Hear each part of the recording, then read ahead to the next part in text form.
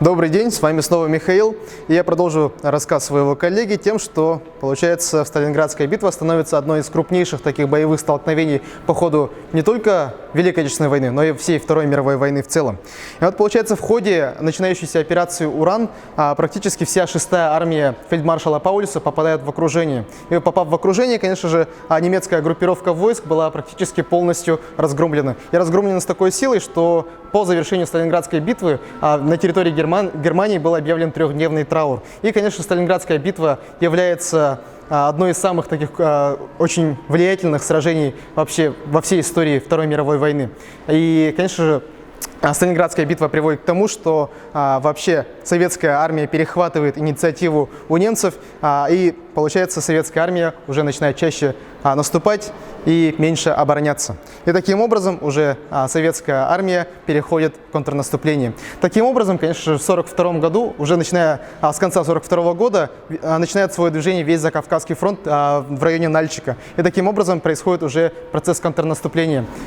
И вот таким образом в 1943 году были освобождены многочисленные области Советского Союза, такие как Курская, Орловская, и также был практически полностью освобожден весь Северный Кавказ. Советская армия начинает общее контрнаступление. Уже к концу 1943 года немецкое командование уже подготавливает нападение в районе Курского выступа. И таким образом в июне 1943 года начинается Курская битва. Практически одна из самых таких крупнейших танковых сражений за всю историю человечества.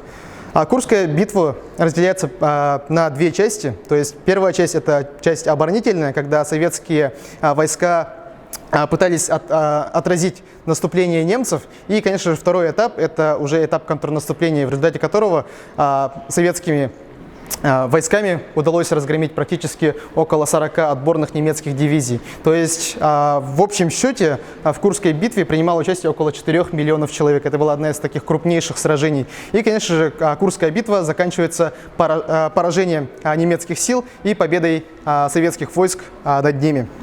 Советская армия уже начинает свое наступление на территории, уже оккупированной фашистскими войсками Европы. И таким образом, конечно же, освобождаются многочисленные европейские страны. Была освобождена Польша, была освобождена Болгария, было нанесено поражение Румынии. И таким образом, конечно же, советские войска уже начинают ближе подбираться к Берлину. Да и вообще в целом всей Второй мировой войны перекос сил уже становится на стороне советских войск. То есть немецких войск становится все меньше, Германия начинает выдыхаться, а Советский Союз, наоборот, начинает более массированную, более организованную мобилизацию. Начинается очень активное производство новейших систем вооружения, которые были разработаны еще до войны, но не успели в массовом порядке встать на вооружение.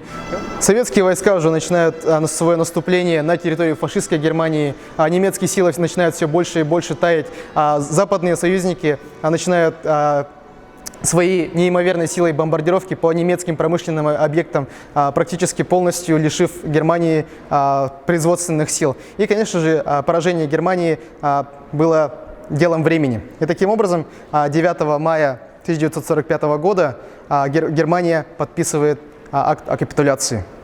И таким образом завершается Великая Отечественная война. Но на этом не все. Осталась еще милитаристская Япония, союзница фашистской Германии.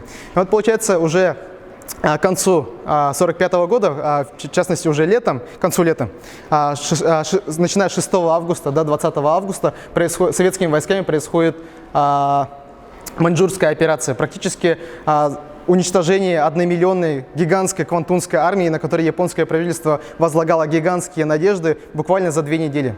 Советские войска практически на японцах показали идеальный по своему исполнению блицкриг, научившись этому своим горьким опытом у немцев.